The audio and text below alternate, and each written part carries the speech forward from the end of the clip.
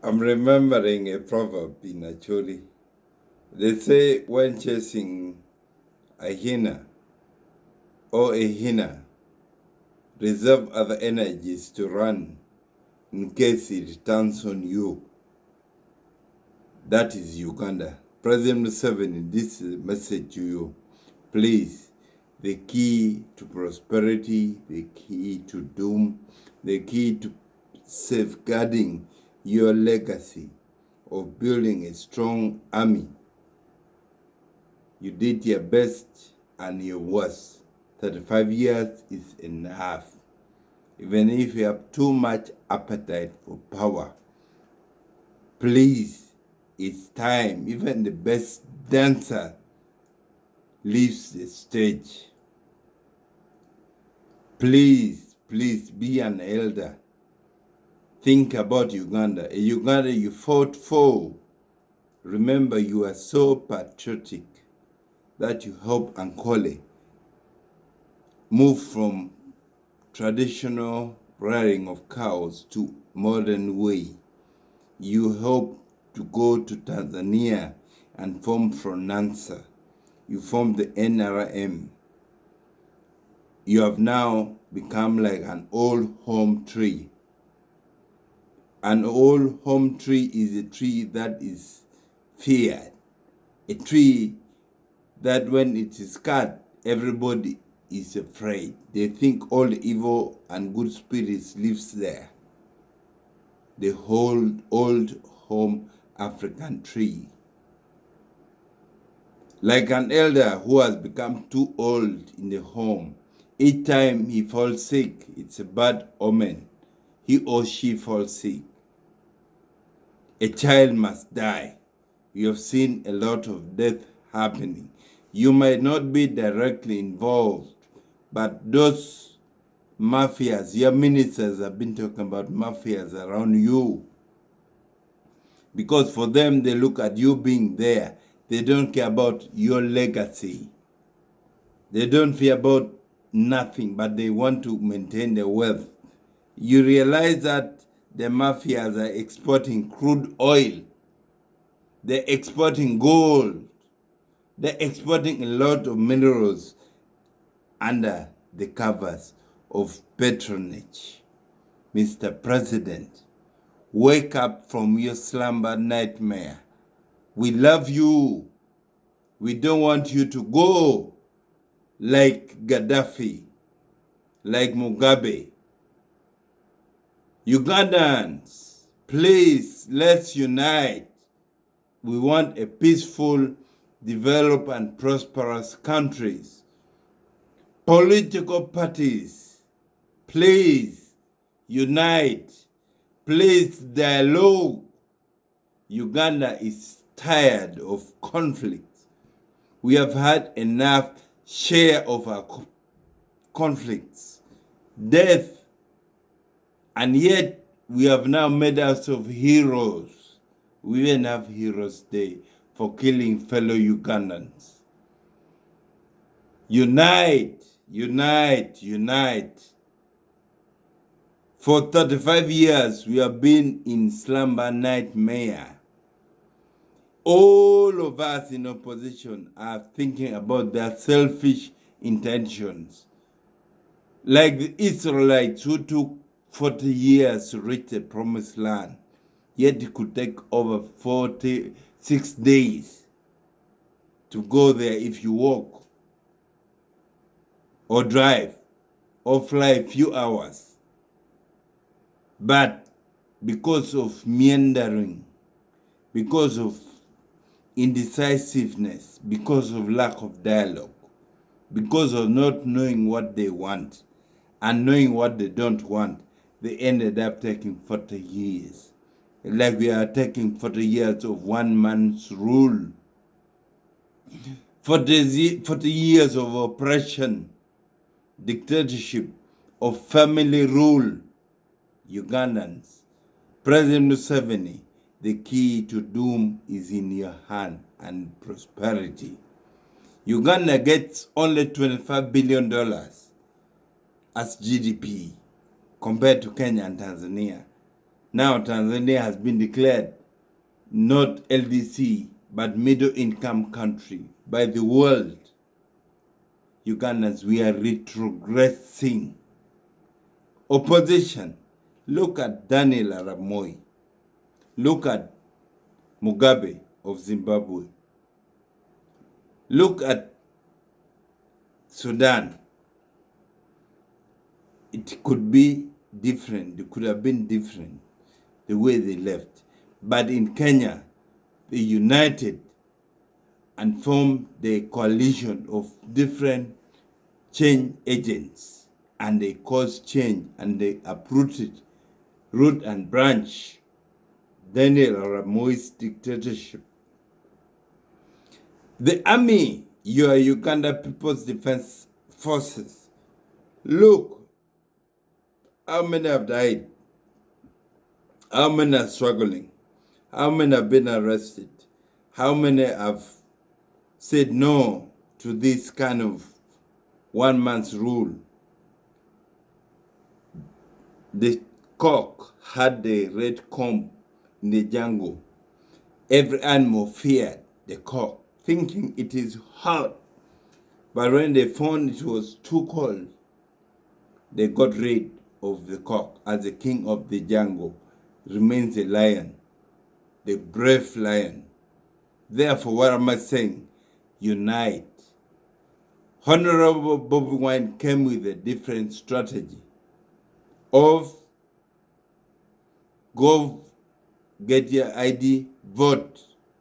We will kick this man away. It is possible. In the previous election, less than 10 million Ugandans and 15 million Ugandans participated in votes out of the 45 million. Now we have 9 more million voters added because of the advocacy of Bob Wine. We have seen in by-election in Hoima, Arua, Bujiri, etc. Things can happen. President Museveni is like any other man who is not omnipotent, omnipresent, is not invincible, is mortal. And therefore, if he can if he can take 27 guns and take over the whole government and regime, power belongs to the people. Let's dialogue. Let's not go to war. Let's dialogue. Let's talk. Let's rid ourselves on untamed appetite for power, appetite for money. Uganda is too big for all of us. Don't be greedy. Greed is too bad. How many Ugandans have run away to diaspora? Over 2 million. Yet they can do a lot to transform the economy of the country. Opposition. Don't be like Chamisa, who became so proud of Zimbabwe. MDC became so proud and big and negated other small parties. At the end, the dictatorship went through. Therefore, it's important that we unite and cause change. Look, before election, over 90 MPs go free NRM because most regions and areas have no opposition. Unity will ensure that you have candidates everywhere. But if you cannot unite, we are talking about power sharing, what? You can't talk about power sharing without power. Have you revisited the DP and Norbert Moss stance and presentation on constructive alliance, the special vehicle for change, purpose vehicle?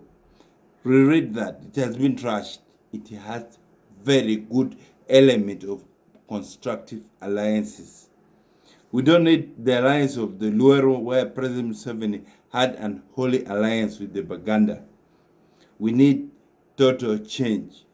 We need rotational leadership in Uganda in future. We need a devolved government whereby this federal system, like in Kenya, where devolution of power is real.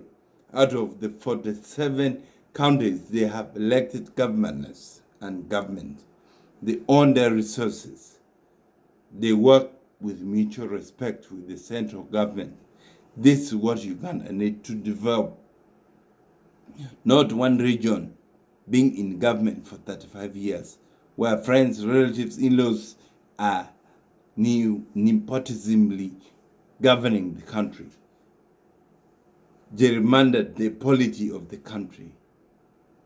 Friends and Ugandans, we need a united one Uganda. If opposition parties cannot unite, youth unite, vote for change. By the way, if you all vote for change, we don't vote President 7. Even if you vote for an until, he's going to go. He's not invincible.